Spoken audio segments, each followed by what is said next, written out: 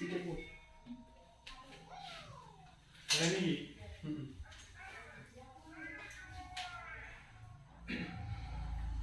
Oke, kembali lagi dengan saya Suyadi di Ceria Selalu Happy. Di podcast kali ini kita akan membahas mengenai fenomena-fenomena yang saat ini sedang tren-trennya apa nih?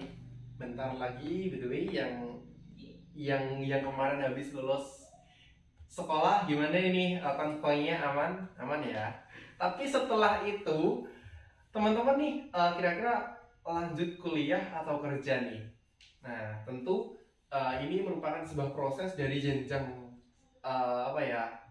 menengah ya, jenjang menengah atas, jenjang menengah atas ke dunia, atau mungkin kalau teman-teman udah mau niatan kerja berarti turun di dunia kerja, dan kalian akan menjumpai betapa kerasnya hidup ya, betapa beratnya perjuangan untuk meraih kesuksesan dan sebagainya. Nah, untuk teman-teman mungkin yang lulus SMA langsung kuliah, ini waktu saat ini memang sedang diuji ya, apalagi kemarin habis tes SBMPTN ya, SNMPTN, atau mungkin tes jalur lain, dan tentunya akan menanti sebuah hasil yang kalian harapkan. Dan kali ini saya mengundang teman saya, namanya Kak siapa?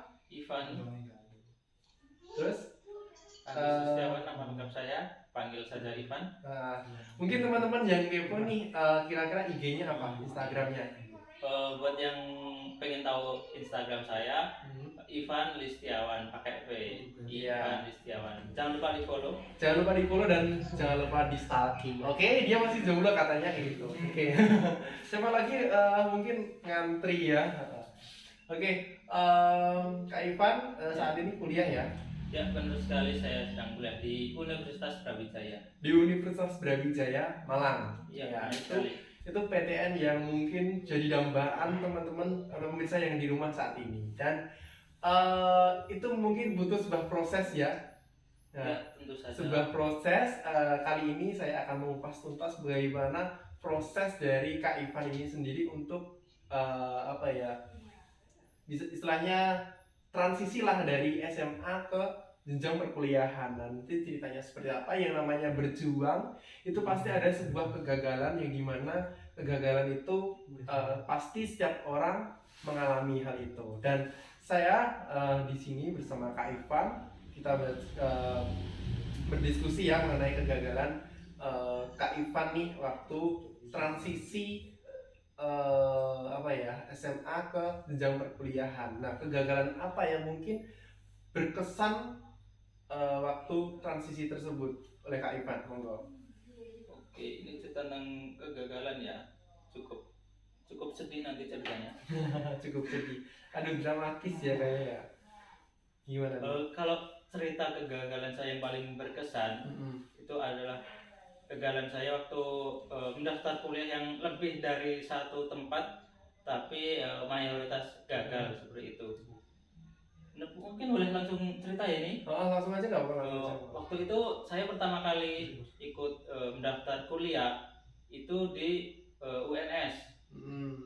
Namanya kalau tidak salah ujian tulis mandiri. Ujian tulis mandiri di UNS. Benar sekali, ujian tulis mandiri. Itu setelah SNM dan sebelum SBM. Nah, waktu itu saya mendaftar di situ. Di tesnya tentu saja di UNS ya, dan itu tesnya bukan seperti UTBK yang komputer, tapi dengan kertas seperti ujian nasional zaman dulu ya, tapi ujian nasional pakai kertas yang itu yang bulat-bulat itu. Benar sekali, yang di bulat-bulat seperti itu. Itu pengalaman saya pertama kali ikut tes masuk perguruan tinggi. Nah, sebelum ujian tentu saya kan sudah mempersiapkan diri ya, sudah belajar, sudah ikut try out seperti itu kan. Nah, tentu saja kita punya optimisme tinggi seperti itu agar kita bisa semangat mengerjakan ujian, bisa mood seperti itu. Tapi setiap apa yang kita inginkan, setiap apa yang kita cita-cita tentu saja kan tidak tidak mudah untuk apa ya, kita meraihnya ya. tidak mudah Tidak meraihnya. semulus apa yang kita harapkan. Iya benar, tidak semulus yang kita harapkan seperti itu. Nah,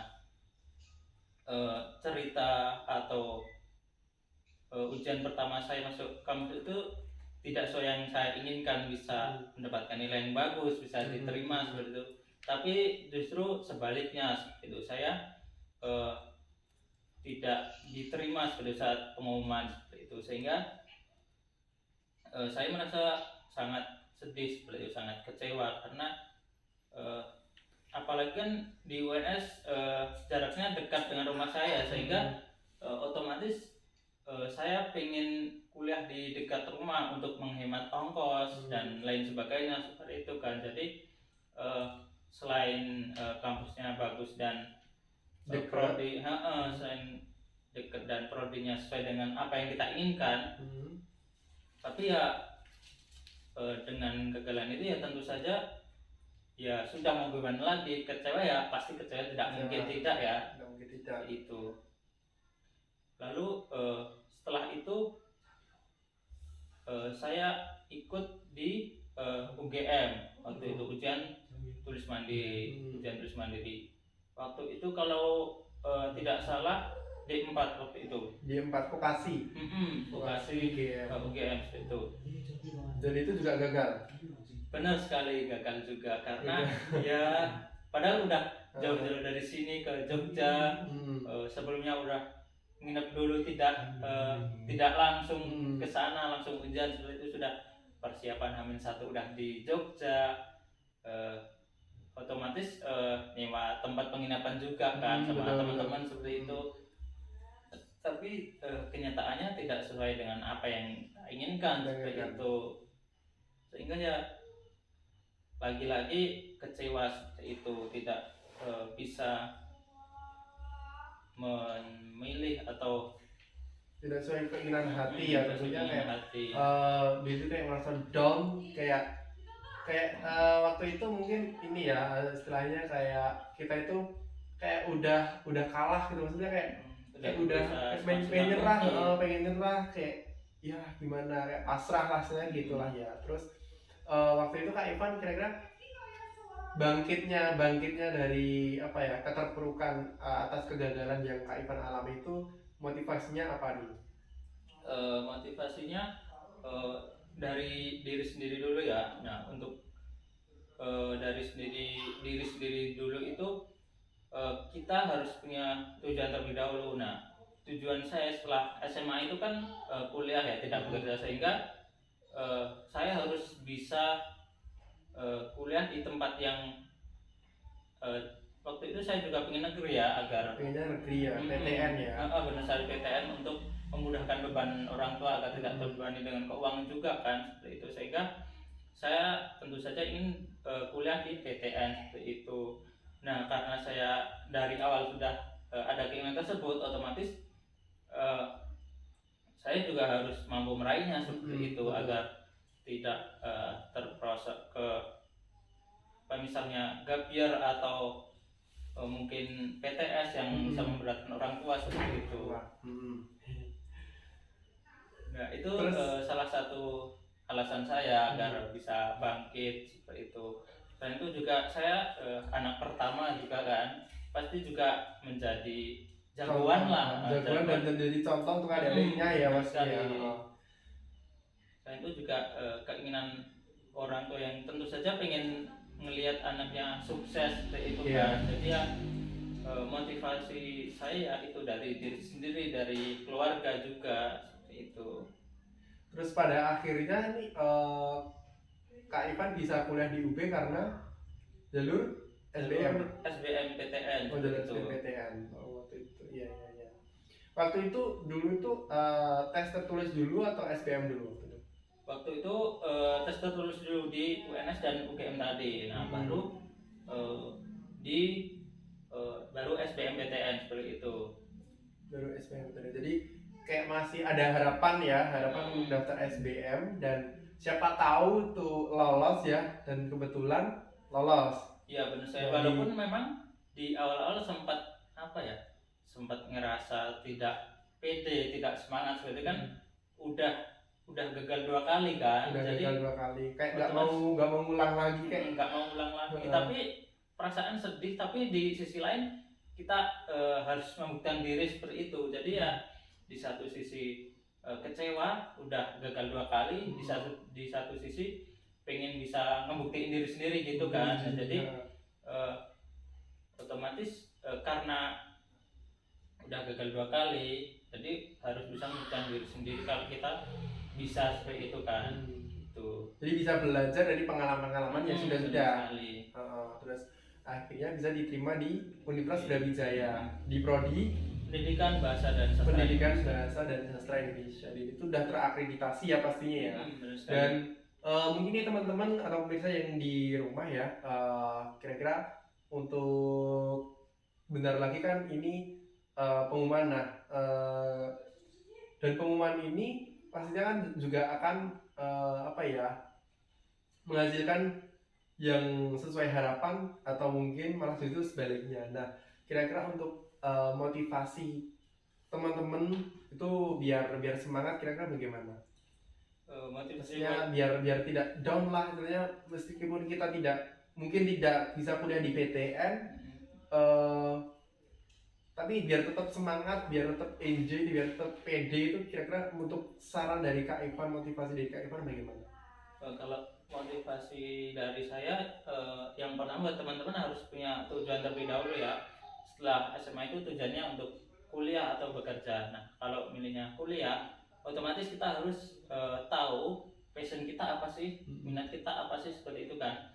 Jadi kita harus menentukan itu dulu sebelum pendaftaran kuliah seperti itu. Jadi waktu SMA sebisa mungkin kita juga harus sudah mulai merasakan seperti itu kan, minat kita apa, seperti itu, sehingga waktu udah lulus SMA kita udah cari-cari tahu prodi apa yang sesuai dengan minat kita seperti itu, sehingga apa yang kita miliki, bakat yang kita miliki, kemampuan yang kita miliki itu bisa tersalurkan dan bisa berkembang dengan baik di kampus seperti itu. Gitu ya. Tapi jadi intinya PTN PTS gak masalah lah ya. Gak masalah, sehingga apa ya namanya, kita harus sesuai dengan tujuan kita tadi seperti itu, dan juga dengan tujuan dan juga kemauan kita sendiri seperti itu. Jadi walaupun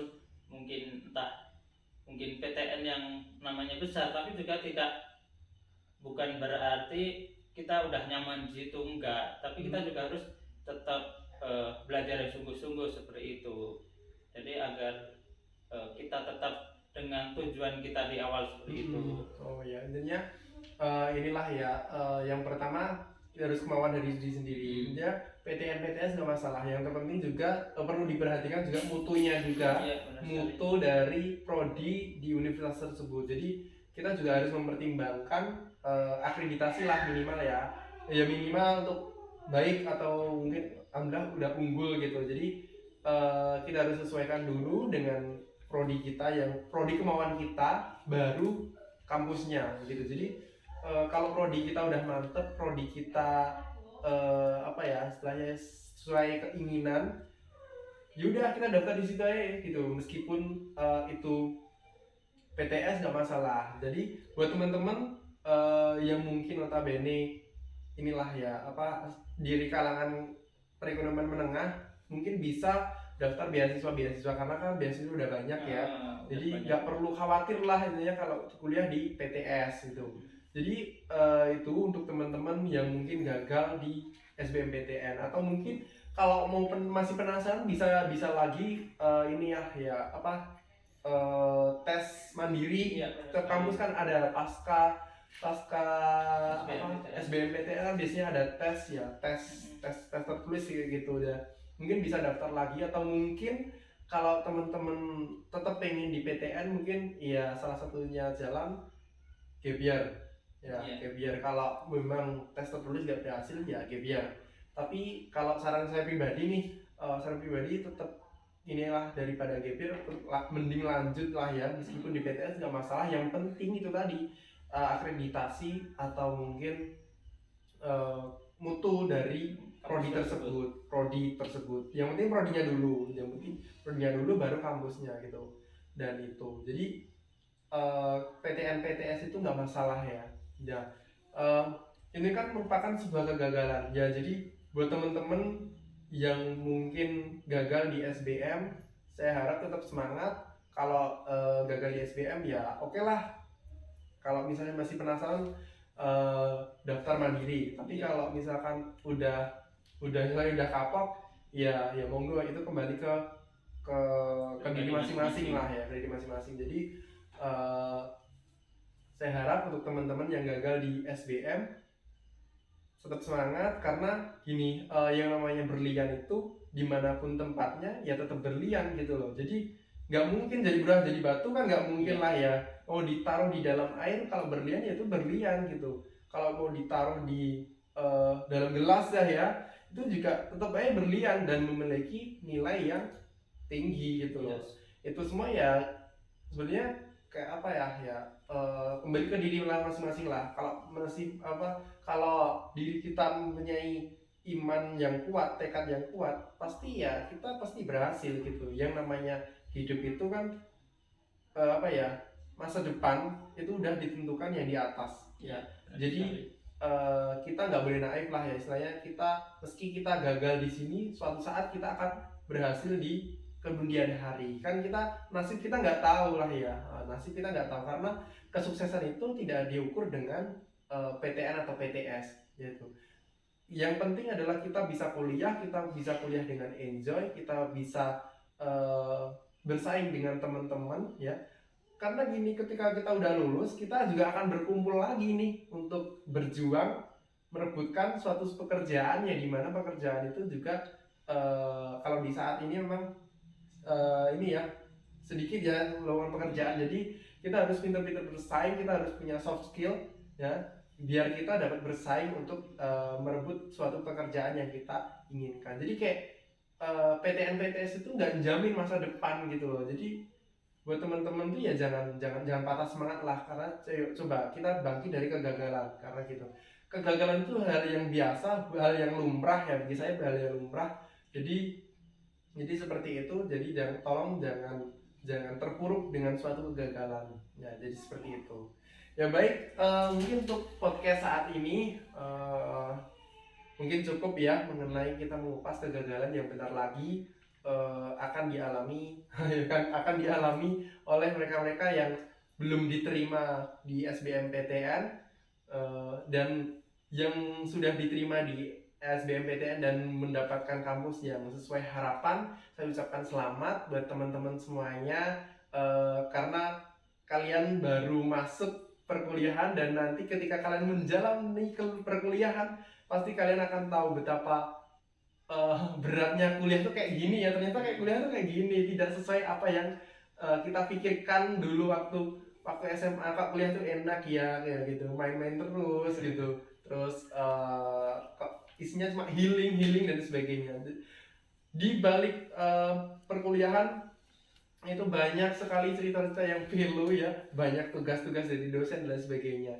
Jadi buat teman-teman yang sudah diterima di SBMPTN, kalian luar biasa, dan bagi teman-teman yang mungkin belum keterima SBMPTN, mungkin bisa coba tahun depan, atau mungkin bisa lewat jalur tes tertulis ya di perguruan tinggi yang kalian harapkan. Tapi jangan kalau memang benar-benar udah pengen niat kuliah, saya harap jangan gap year lah ya.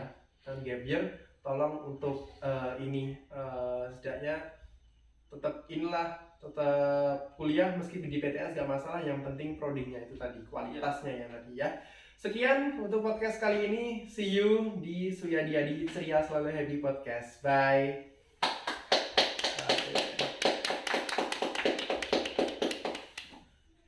Ngomong dewe bener loh, mikir dewe.